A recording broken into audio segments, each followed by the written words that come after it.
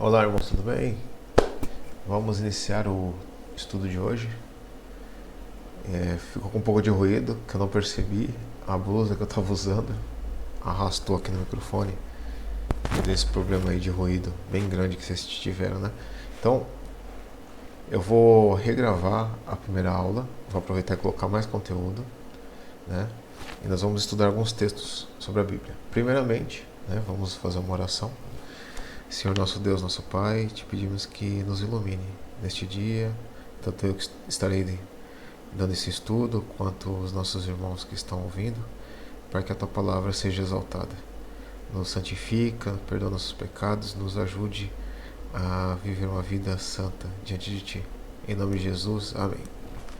E a gente vai agora começar, né, a estudar vários pontos da Bíblia, que são justamente os pontos que depois eu vou apresentar para revelar a identidade da besta. Porque um dos pontos da besta, eu gostaria de pegar aqui uma anotação que eu tenho aqui. Dois textos que nós vamos ler aqui, né? Peguei, o primeiro está em Daniel, né, 7:25. Daniel 7:25 fala sobre esse chifre pequeno, né? Que ele vai destruirá os santos, né? Ou ferirá os santos, depende da versão que você está lendo. Proferirá palavras contra o Altíssimo, ou blasfemará, né? Também depende da versão, mas é a mesma coisa. Proferirá palavras contra o Altíssimo e blasfemar contra ele é a mesma coisa. Se Deus fala algo e aí você fala contra, você está blasfemando contra Deus e está falando contra Deus, né? Dizendo que Deus fez algo. Também está dizendo que vai mudar os tempos, né? Ou os calendários, né? Depende da versão que você lê. Por isso que eu estou falando das duas versões, para vocês entenderem com mais amplidão as coisas, né? Então, vai alterar os tempos, os calendários e a lei. E vai ser entregue por um tempo, tempos e metade do tempo. A gente vai estudar isso aí nas profecias também, ok? Outro texto, que é Apocalipse, capítulo 13, mostra o combate ali de duas bestas contra o povo de Deus, né? E no verso 7 diz assim, ó: E foi-lhe permitido fazer guerra aos santos e vencê-los, e deu-lhe poder sobre toda a tribo, língua e nação. Então, deixa eu fechar a anotação aqui, que eu tinha feito no computador, vou colocar no computador. Então, assim, se a gente entender os princípios, os pontos principais, né, que a Bíblia ensina, a gente vai conseguir encontrar a identidade da besta, porque ela vai contra todos esses pontos principais da Bíblia, né, que revelam a identidade de Cristo. Lembra que Jesus fala, né? Vocês examinam as Escrituras e procuram ter nelas a vida eterna. É sobre elas, né, que de mim testificam. Então a Bíblia fala de Jesus.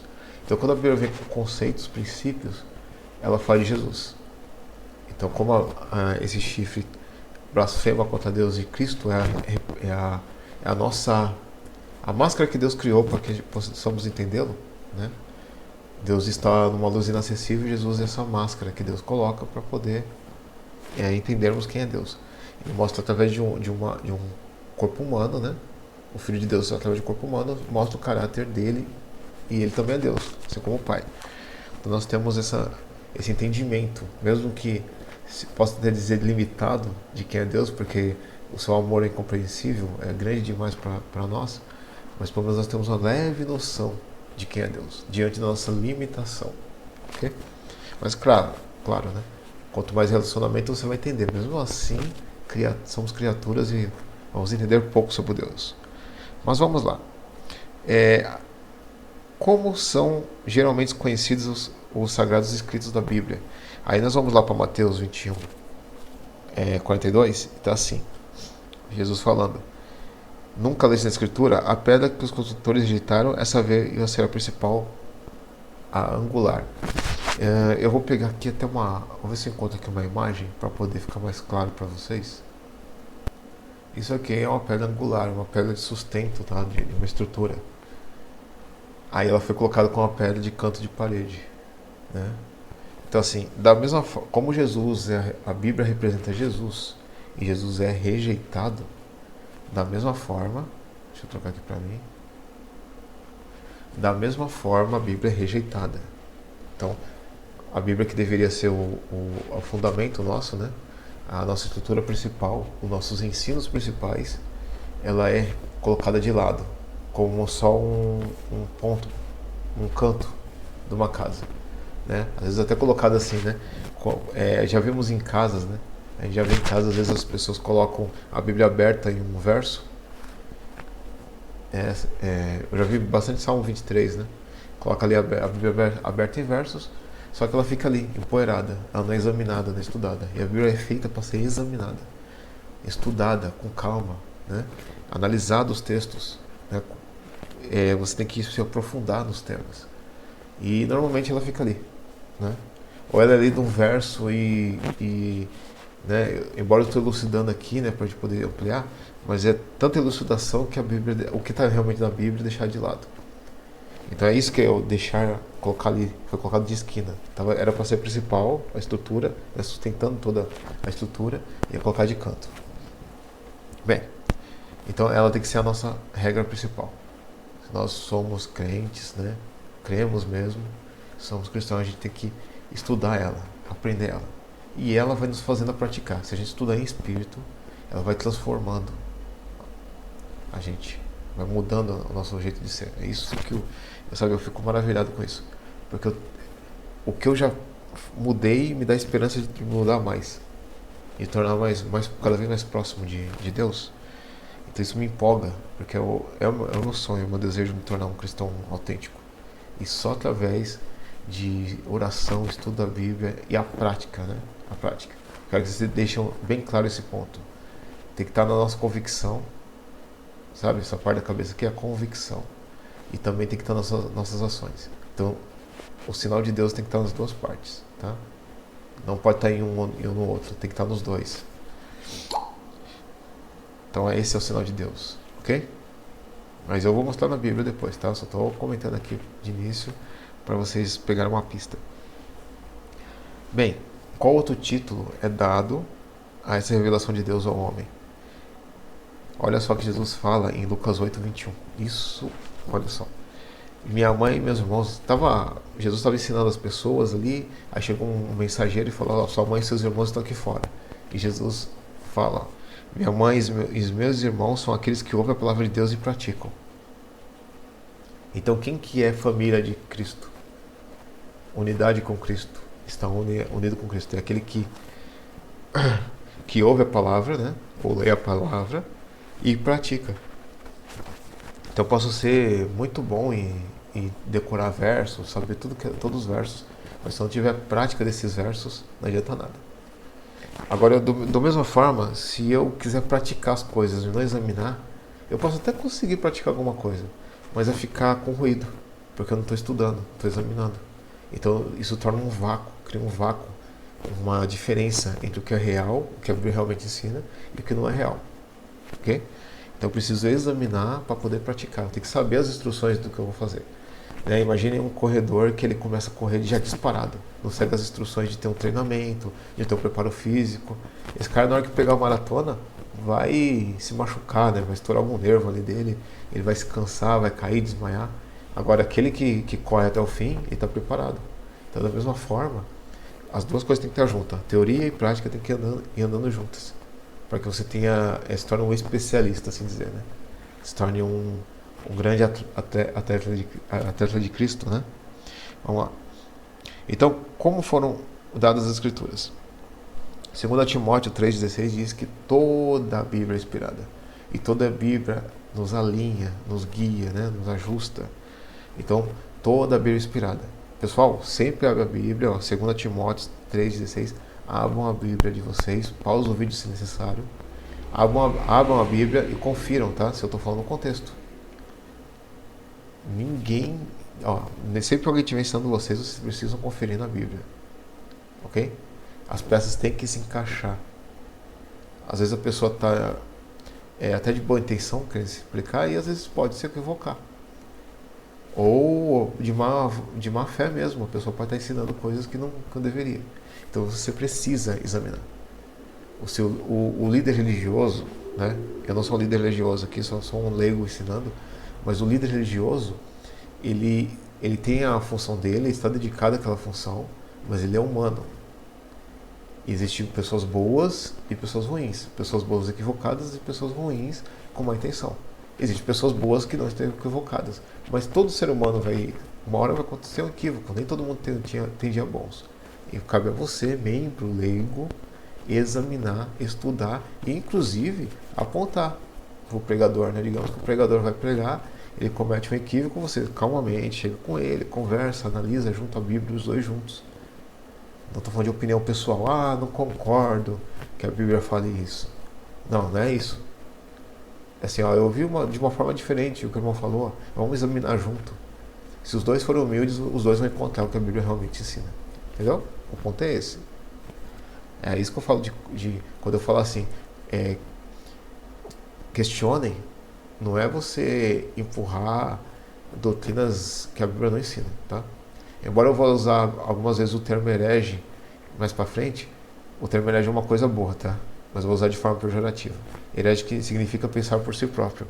Esse termo surge numa época onde as pessoas não podiam ter pensamento crítico. Então é importante ter pensamento crítico. Mas às vezes eu vou usar o termo heresia falando de doutrinas que a Bíblia não ensina. A pessoa pensou por si própria, mas se desviou do que é ensinado pela palavra. Aí vou usar de forma pejorativa, ok? Porque é o comum hoje tratar a questão herege. Bem, então vamos continuar aqui. 2 Pedro 2, capítulo 1, verso 21, diz que toda a Bíblia foi inspirada, né? Homens santos foram inspirados, não foi feito por vontade humana. Ninguém chegou lá, juntou um monte de gente e falou assim, vamos produzir um livro para controlar pessoas. Isso, quando ensinam isso aí, é falta de estudo, tá? Existem grupos ensinando isso aí, mas é falta de pesquisa realmente sincera, profunda, né? Não estou falando de quem escuta do outro, né? Embora ele deveria se estudar profundamente, mas quando você estuda a formação da escritura, como a escritura foi escrita, você vê que não cabe. E da mesma forma, onde a Bíblia esteve, por que mãos passaram depois que ela esteve composta, você vê que não bate. Conforme a gente for estudando, você vai ver que não bate esse conceito que a Bíblia foi feita por elites para poder controlar a massa. Não tem isso. Justamente ela é feita para a massa raciocinar e pensar. Um dos pontos que ela faz. Ela faz você se tornar ganhar raciocínio. Tá? Depois a gente vai pegar aqui as eras da reforma. Eu vou explicar alguns trajetos que a Bíblia trouxe foi resgatada algumas verdades da Bíblia. E uma delas é que o membro leigo tem que conhecer a Bíblia.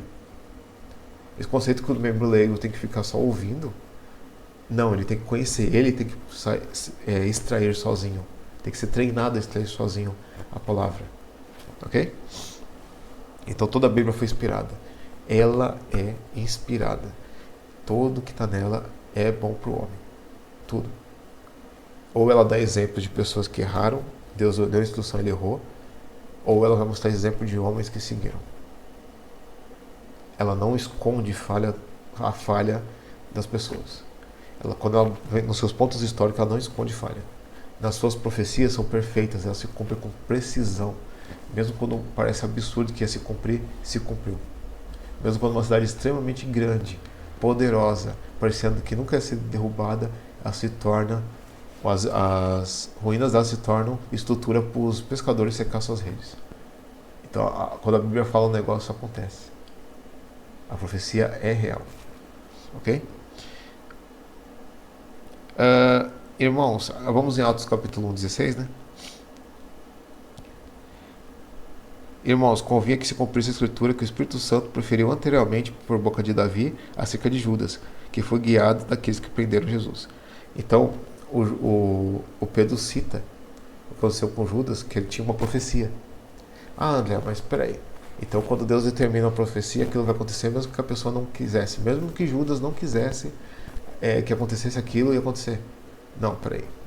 Aconteceu, está escrito na Escritura porque aconteceu. Seria mais ou menos assim. Deus viajou no tempo, foi no futuro, viu o que aconteceu e mostrou para o profeta, e o profeta escreveu. Entendeu?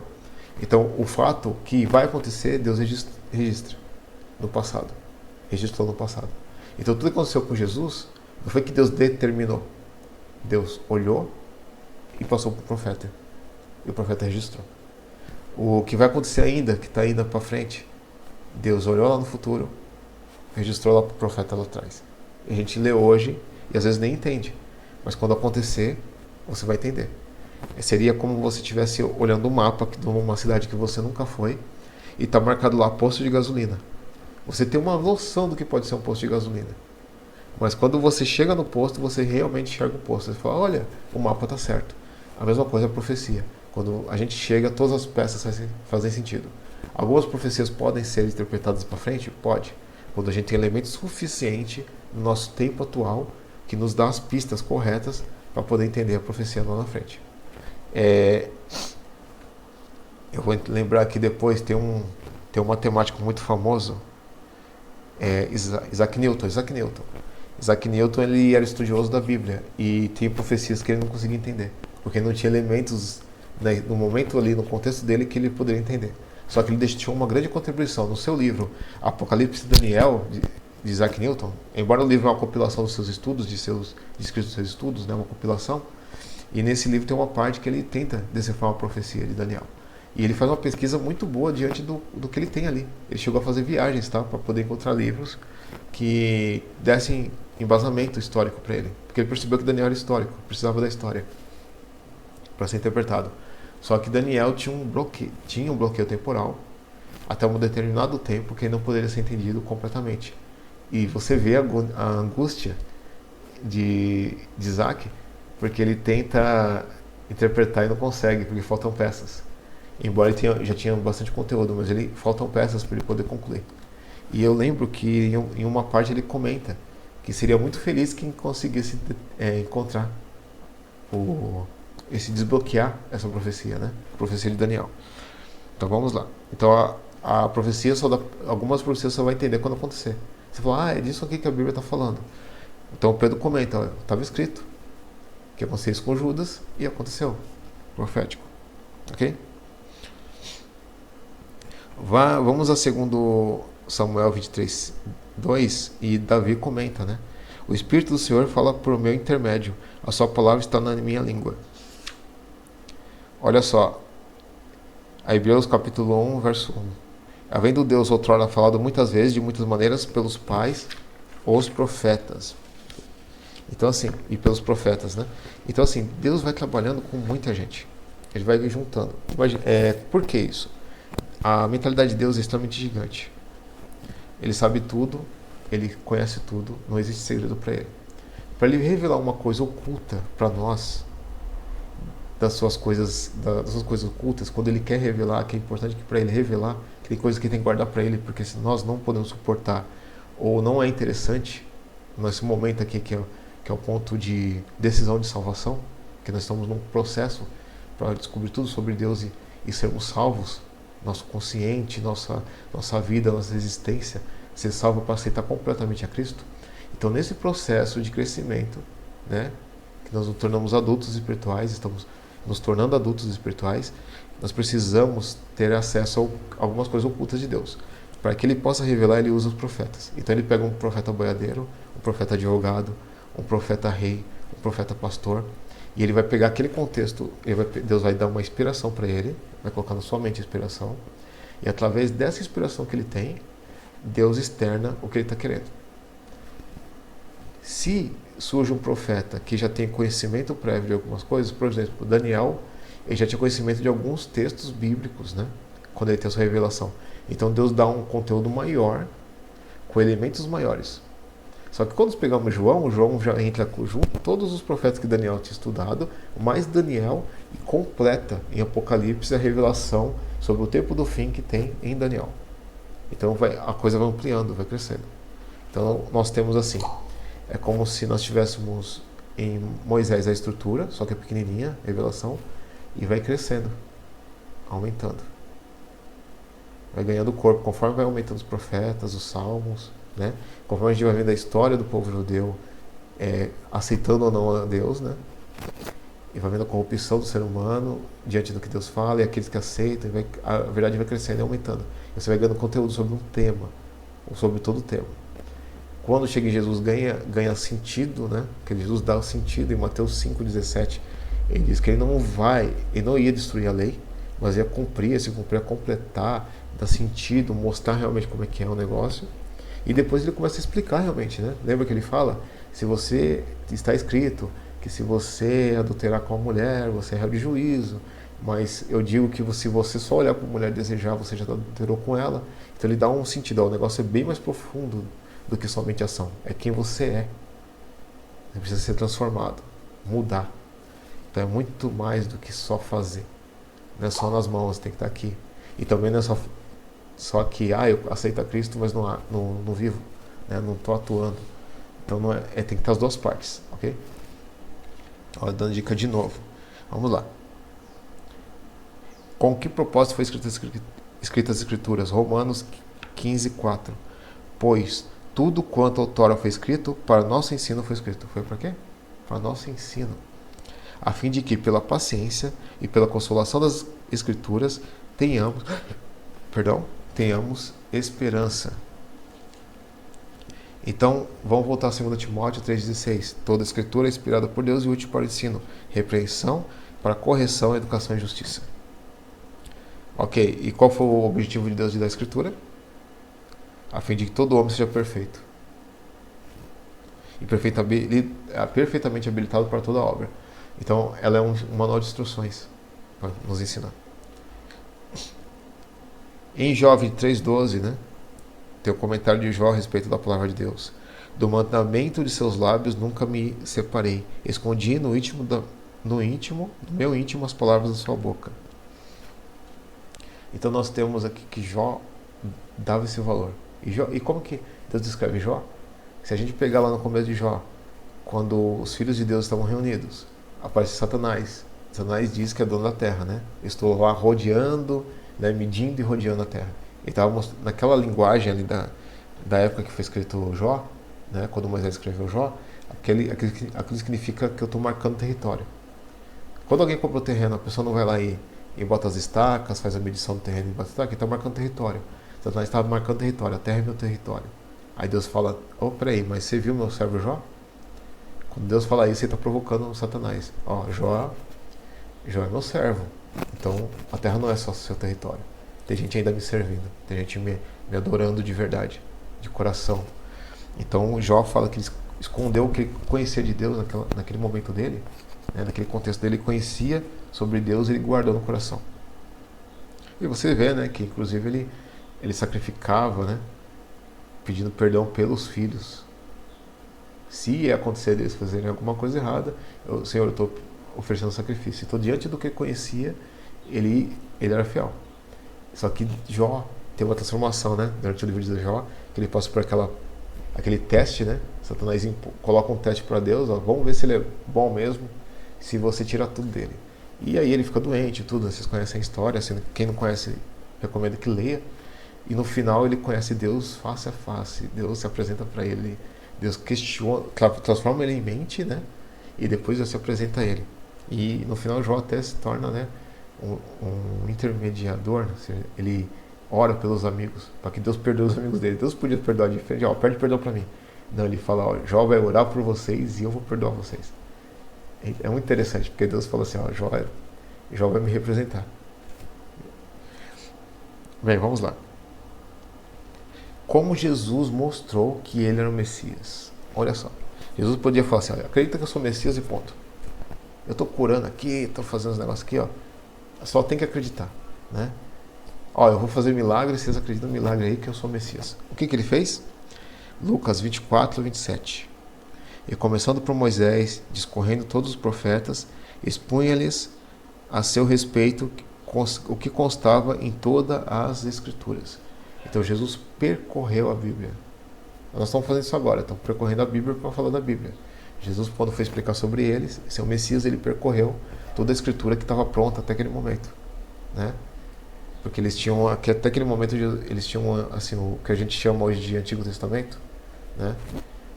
Embora a Bíblia é uma coisa só, não existe essa separação, mas até então ele estava explicando ali, até o que eles tinham de material. Lucas 24:44, né? Ele fez algumas divisões aí do Antigo Testamento, né? Essas são as palavras que eu vos falei. ainda estando convosco, que importa cumprir tudo que de mim está escrito na lei de Moisés, nos profetas e nos salmos. Então ele considera ele separou em 3 partes. Lei de Moisés seria o Pentateuco, a gente pode considerar o Pentateuco. Os profetas, né, que são os livros dos diversos profetas, e os salmos, que falam sobre ele. O que é impossível ao caráter de Deus? Tito 1:2. Na esperança da vida eterna, o que Deus não pode mentir, prometeu antes dos tempos eternos. Então Deus não pode mentir. Por que Deus não pode mentir? Porque mentir é má e Deus é bom. Seria a explicação mais óbvia. Né? Mas como assim? Deus é tudo que existe. Então tudo que não existe, né, que seria a mentira, né, a suposição, a fábula, Deus não pode ser. Então Deus não pode mentir. Quando Deus diz algo que vai cumprir, ele tem palavra, ele vai cumprir. Porque ele é. Isso que é interessante. Deus é. Então não tem como ele não ser. Então não tem como ele prometer algo que ele não vai fazer. Porque ele vai fazer. E ponto. Vai cumprir. Se Deus diz, isso vai acontecer, vai acontecer. Se Deus diz, se vocês fizerem algo, por exemplo, se vocês se converterem, eu vou abençoar vocês. Aí virou condicional, entendeu? Mas a parte dele cumpre. Se vocês se converterem, eu vou abençoar vocês. Se vocês abrirem seu coração, eu vou mandar meu Espírito. Se vocês ficarem em oração, eu vou derramar o Espírito. Então, às vezes Deus pode dizer assim, se consagrem, porque eu vou derramar meu Espírito.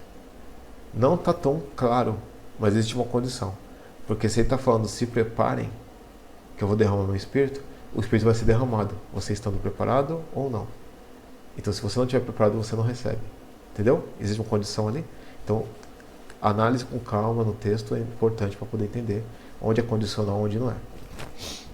Existe partes do mesmo que Deus só fala, vai acontecer isso, com isso e assado, vai acontecer, pronto. Né? Não existe, esse é o meu plano, eu estou dizendo que eu vou fazer dessa forma, ele vai fazer. Então Deus não pode mentir. Como Deus é chamado ao longo de toda a Bíblia, Deuteronômio 32:4. Eis a rocha, as suas obras são perfeitas, porque todos os seus caminhos são juízo. Deus é fidelidade, e não há nele injustiça, é justo e reto. Então, se a Bíblia diz algo e eu estou vivendo de outro jeito, quando eu conflito, a Bíblia tem que ganhar. Se eu sou cristão mesmo, a Bíblia tem que ganhar. Então, se a Bíblia diz algo e eu faço diferente, eu tenho que mudar o que eu estou fazendo. Algumas coisas são mais difíceis, porque nós somos pecadores vivendo num mundo de pecado, sim. Só que aí entra a questão do Espírito Santo, né? A gente busca o Espírito Santo nos transforma para que possamos fazer o que a Bíblia está dizendo. Qual deve ser, portanto, o caráter da palavra de Deus? O que a palavra de Deus é capaz de fazer? Santifica-os na verdade, a tua palavra é verdade. Então, sendo a Bíblia a verdade, Deus pede, a oração de Jesus aqui em João 17:17, diz assim, para Deus pegar essas pessoas que amam a Cristo e separá-los pelos conceitos da Bíblia, porque a Bíblia é verdade. Então transforma eles em pessoas verdadeiras, pessoas que realmente não crê só de palavra, mas crê na razão e na ação. Qual é a prova a ser aplicada a todo o processo ensinador da verdade? Se eu estou ensinando a verdade, eu tenho que estar de acordo com esses itens. Isso aqui nós vamos repetir em outros estudos, tá? Mas a Bíblia deixa claro que existem elementos, né, de quem está ensinando toda a iluminação bíblica. A lei e o testemunho. Se eles não falarem dessa maneira, jamais verão a alva ou verão a luz, depende da tradução, verão amanhã, né? Então verão o nascer do sol. Então Isaías 8:20, tá? Diz assim, a lei e o testemunho. Então a pessoa vai praticar a lei de Deus e vai ter testemunho. Isso significa que é o seu sinal que a pessoa está sendo iluminada. Quanto mais ela pratica, mais iluminada ela está. Ok? Mas eu erro, eu cometo deslizes, eu sou errado às vezes, tá? Então quer dizer que eu não tenho luz nenhuma de Deus? Não, você está caminhando para a luz. Se você tem intenção de caminhar para a luz, você vai indo, entendeu? Se você for no bloco que começa em João 3,16, você vê que Deus mandou o seu único filho para morrer por todos na cruz, né? Para que salvasse a todos. Mas a condenação é essa, que Deus enviou sua luz e muitos rejeitaram. Então a questão é você não rejeitar. Quanto mais você aceita a luz, mais você fica iluminado por Deus. Seria assim, entendeu? Você vai ficando iluminado, você vai ganhando luz de Deus. Então a lei do testemunho é uma questão gradual. Você tem que ver um crescimento gradual. Né? Ou a pessoa está ensinando. Né? A pessoa está aprendendo e ensinando. E ela não tem crescimento gradual disso, tem alguma coisa errada. Ou a pessoa fica sempre na mesma, tem alguma coisa que está acontecendo de errada com a pessoa. Tem alguma coisa ali que ela está bloqueando o espírito de agir. Então só vai ver a luz de Deus, só vai ver Jesus voltar, o sol da justiça, a verdade clara e nua. A pessoa só vai ver Jesus retornar, que um dia ele vai voltar. Só se ela se estiver totalmente iluminada por Deus. Quer dizer que a salvação depende de obras? Mais ou menos. Eu vou ter uma parte que eu vou explicar aqui sobre isso, mas seria assim. Se você se entrega a Deus, que é só a única obra que você pode fazer, tá? É aceitar Cristo como Salvador. Essa salvação. Aceitar. Todo dia você precisa aceitar. Todo momento. Todo momento que você aceitar Deus, Deus vai te transformando, te santificando, te preparando para ter um caráter digno de um Deus que deve ser adorado. Então você vai começar a adorar melhor Deus. Você vai crescendo espiritualmente. Bem, vamos lá, vamos continuar aqui então. Então, como a Bíblia deve ser para mim, né? Salmo 119, 105. Lâmpada para meus pés é a tua palavra e luz para o meu caminho. Eu posso consumir vários tipos de conteúdo? Posso. Só que tudo que eu consumo precisa estar fundamentado na palavra. Eu tenho aqui alguns livros, né, que eu gosto de ler. Eu tenho vários livros que eu gosto de ler, né? E analisar, livro histórico. Só que tudo isso para poder examinar a profecia, para poder elucidar alguns questionamentos. Às vezes uma pessoa leu um texto da Bíblia e ganhou conteúdo extra. Né? Ele leu, percebeu através do conhecimento prévio que ele tinha. Isso ajudou ele a entender. Por exemplo, um médico pega o conhecimento dele de médico para entender a crucifixão, para poder me dar mais clareza da dor que Jesus sentiu física. Embora a espiritual foi muito maior, mas a dor física também. E aí eu vou lá e uso esse material, porque ele está apoiando a Bíblia. Agora, digamos que eu assisti um filme com tiroteio, né? O filme com tiroteio tem alguma coisa para me ensinar? Ou um filme onde o bandido é o mocinho, né? Tem filme aí que o vilão é o herói. Então eu tenho que prestar atenção nesses conteúdos. Um livro que me leva a cometer idolatria, né? Adorar deuses especiais. Então eu tenho que tomar cuidado. E hoje o mundo está bem interessante com essas coisas, né? Tá bem propagado isso, né? Você não vê mais um herói puro, assim, fora do humano, né? Até eu lembro antigamente que o super-homem era sempre aquele cara puro, né? E nem era até virgem, né? A virgindade do super-homem era uma coisa assim, nossa, ele é puro, né? Aí veio uma série do super-homem que ele já casava, né? Tinha até relações antes do casamento. Aí foram transformando ele mais humano, deixando ele mais humano, porque estava muito distópico da uma realidade, né? Hoje a mídia estranha pessoas muito puras. Tem um filme chamado Até o Último Homem, que a história real, o cara é extremamente puro. E no filme foi necessário o cara colocar alguns elementos mais humanos, porque ele falou que o cara ele era simplesmente irreal.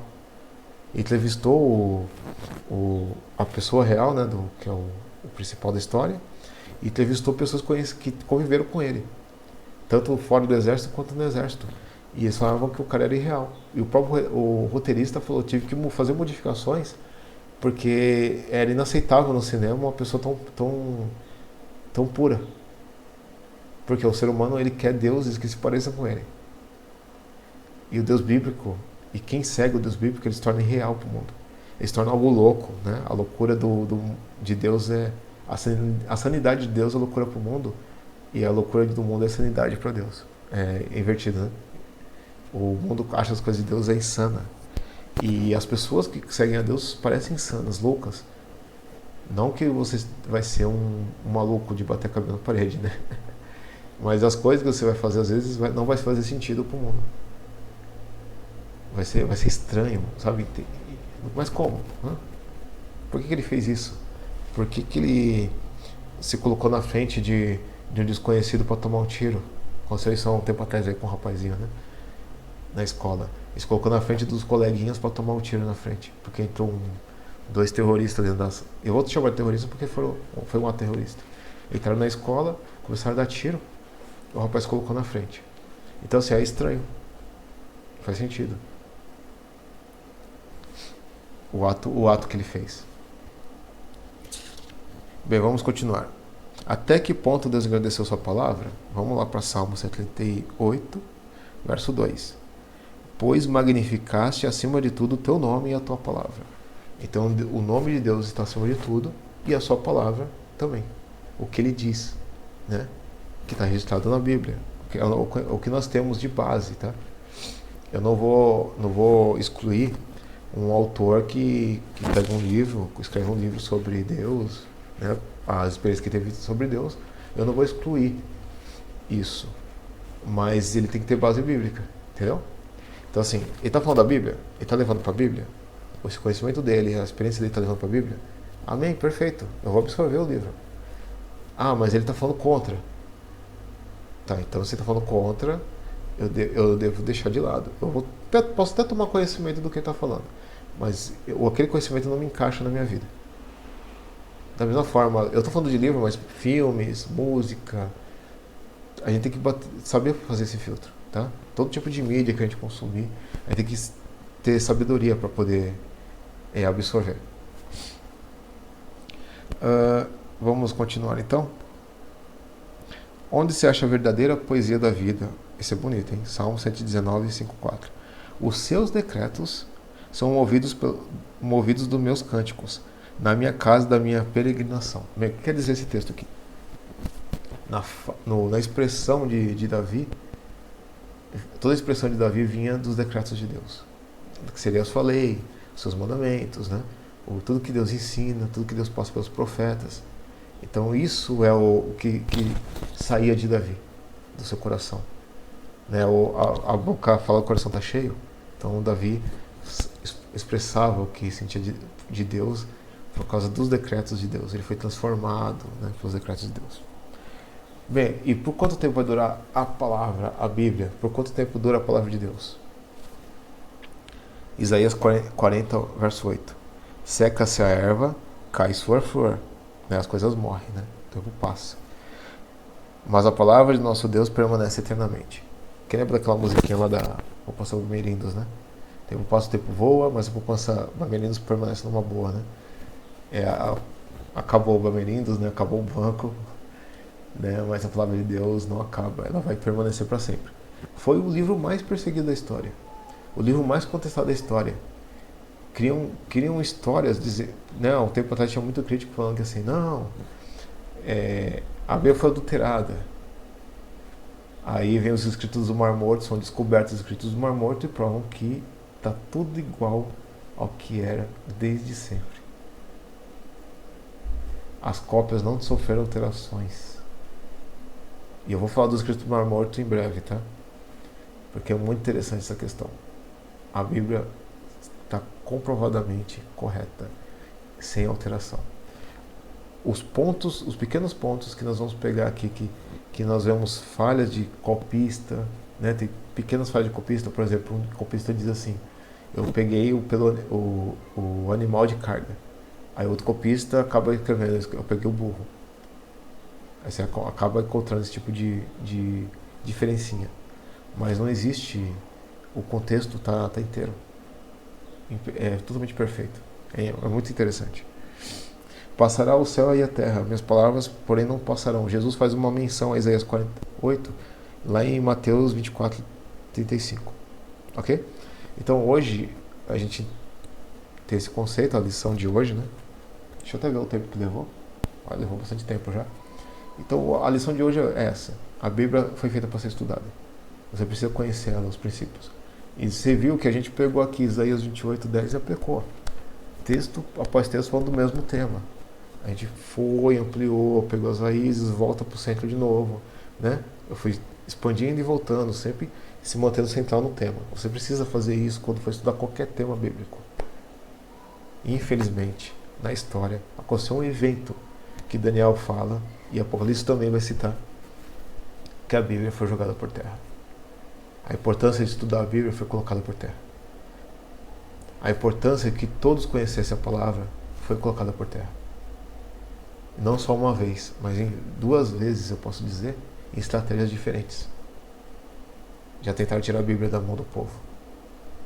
E agora as pessoas tendo a Bíblia, às vezes 4, 5 cópias em casa da Bíblia, as pessoas não dão devido valor à palavra. O cristianismo se tornou morno.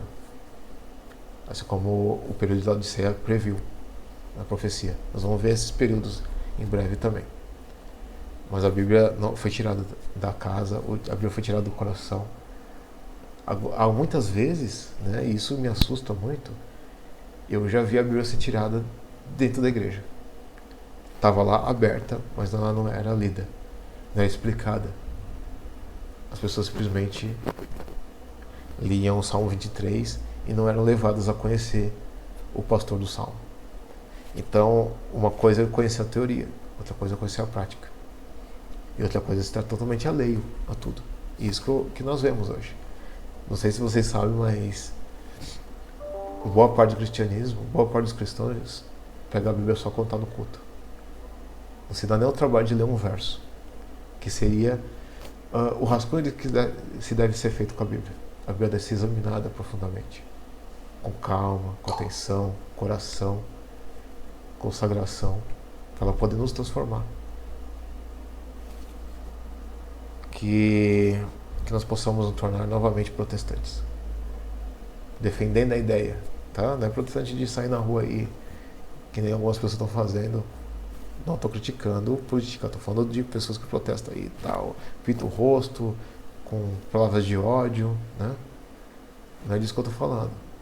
Estou falando de protestar, defender uma ideia, defender a ideia que a Bíblia deve ser a nossa guia de fé e prática, e toda a Bíblia deve ser guia de fé e prática. Que a salvação é só por Cristo, a adoração é só para Deus, sabe? Estou citando alguns dos princípios da reforma, que possamos estar inteiramente ligados com Cristo. Vamos orar? Senhor nosso Deus, te agradecemos por este estudo. Nós vamos prosseguir aqui, Senhor, examinando temas importantes que foram deixados de lado, jogados por terra. Mas como verdadeiros reformadores de Cristo, vamos trazer de volta todos esses princípios da palavra do Senhor. Te agradecemos por tudo, Pai. Em nome de Jesus Cristo, teu Filho. Amém. Deus abençoe a todos. Eu vou tentar gravar mais vídeo, aproveitar o feriado, né? Hoje é dia 15/11. E eu estou aproveitando o feriado aqui para gravar alguns vídeos. E que a gente possa estar crescendo aí junto. Deus abençoe a todos e até a próxima.